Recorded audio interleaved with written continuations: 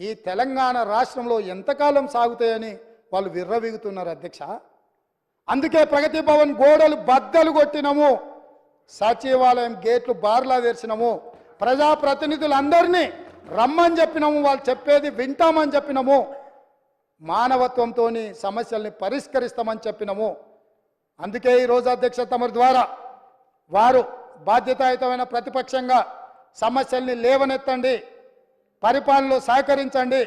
కేంద్ర ప్రభుత్వం దుర్మార్గంగా ప్రాజెక్టులను ఆక్రమించుకోవాలనుకుంటే రండి కలిసి కొట్లాడదాం. ఈ రాష్ట్రానికి వచ్చినప్పుడు మీరు మేము వేరుండొచ్చు, పక్క వాళ్ళు మన మీదకి వచ్చినప్పుడు మనమందరం ఒకటి కావాలి. వాళ్ళకి సందర్భంగా నేను గుర్తు చేయదలుచుకున్నా, కౌరవులు పాండవులు పక్క రాజ్యం వాళ్ళు వస్తే 105 మంది, వాళ్ళకు వాళ్ళే వస్తే 100 ఒక పక్కన 5 ఇంకొక పక్కన. కానీ పక్కవాడు దండెత్తినప్పుడు 105 మంది ఒక్కటి ఉండేది. పోయినసారి మా వాళ్ళు 5 మంది ఉన్నారు, మీరు 100 మంది ఉన్నారు. సరిగ్గా లెక్క కూడా అట్లనే ఉంది. లెక్క అంతే ఉంది కదా అధ్యక్ష. బయటోడు వచ్చినప్పుడు కనీసము కొంచెం విఘ్నత ప్రదర్శించండి అని చెప్పి నేను చెప్తున్నా అధ్యక్ష. నేనేమి కాని కోరికలు కోరట్లేదు అధ్యక్ష. ప్రజలు ఒక తీర్పు ఇచ్చిండ్రు, ప్రజల తీర్పును గౌరవించండి. ప్రజాస్వామ్యాన్ని బ్రతికించడానికి పనిచేద్దాం మనము. మీకేం వయసు అయిపోలే కదా, ఉంది కదా, ఇంకా ముందల ఏమన్నా ఉండొచ్చు కదా, ఎందుకంత ఆత్రపడుతుర్రు? ఆ ఒక్కని కోసం వీళ్ళందరినీ బలిచ్చేటట్టుర్రు. సన్ స్ట్రోక్ అంటారు కదా అధ్యక్ష ఇంగ్లీష్లో. అట్లాంటి పరిస్థితి ఈ రాష్ట్రానికి తగలొద్దని మీ ద్వారా అన్ని విషయాలు దాదాపుగా నేను ప్రస్తావించినానే అనుకుంటున్నాను. సభ్యులు ఏదైనా అడిగిన విషయాలు ఇంకా ఉంటే కూడా అవసరం అనుకుంటే వాళ్ళను ఈ సమావేశాలు పూర్తి కాగానే పార్టీ పరంగా ఇటు మా మిత్రులు భారతీయ జనతా పార్టీ శాసనసభ్యులు వాళ్ళు కూడా ప్రజలు ఎన్నుకుంటేనే, ప్రజల అభిప్రాయం ప్రజలు ఎన్నుకుంటేనే ఇక్కడికి వచ్చిండ్రు. వాళ్ళతో కానీ ఎంఐఎంతో కానీ సిపిఐతో కానీ టీఆర్ఎస్ ఇప్పుడు అదేదో పేరు అంటే వాళ్ళే కన్ఫ్యూజన్లు ఉండ్రు. అంటే ఆయన కేటీఆర్ఎస్ అని ఒక అదేదో ఉన్నట్టుంది కదా, ఇంకా అదే ఉందేమో అనుకుంటున్నా. మార్పు రాలేదు, అది కూడా మార్పు రావాలి కదా. సో అందుకోసమని ఎవరికైనా మేము అందుబాటులో ఉంటాము. మేము మీకోసము, ప్రజల కోసము, ప్రజల సమస్యలు మీరు ఏం తీసుకొచ్చినా వింటాము.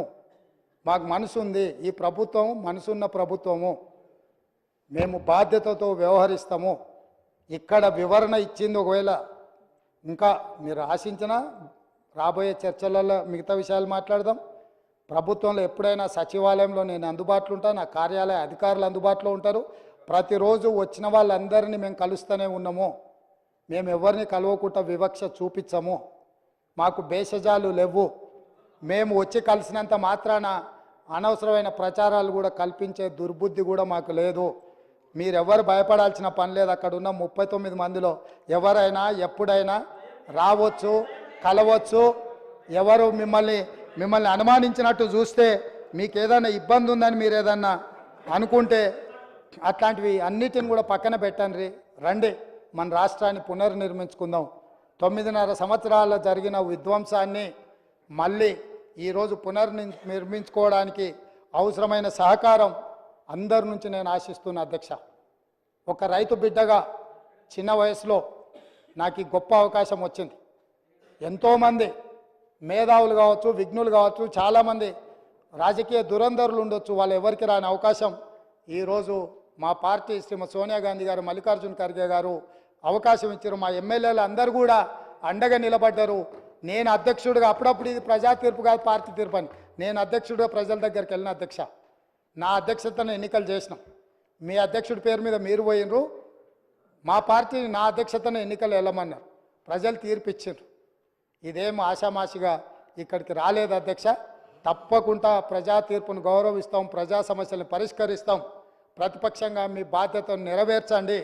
మిగతా విషయాలు ముందు మాట్లాడుకుందామని తెలియజేస్తూ ఇంత అవకాశం ఇచ్చి వివరాలు చెప్పడానికి మీరు అవకాశం ఇచ్చినందుకు మీకు మరొక్కసారి మనస్ఫూర్తిగా ధన్యవాదాలు, కృతజ్ఞతలు తెలియజేస్తున్నా అధ్యక్ష.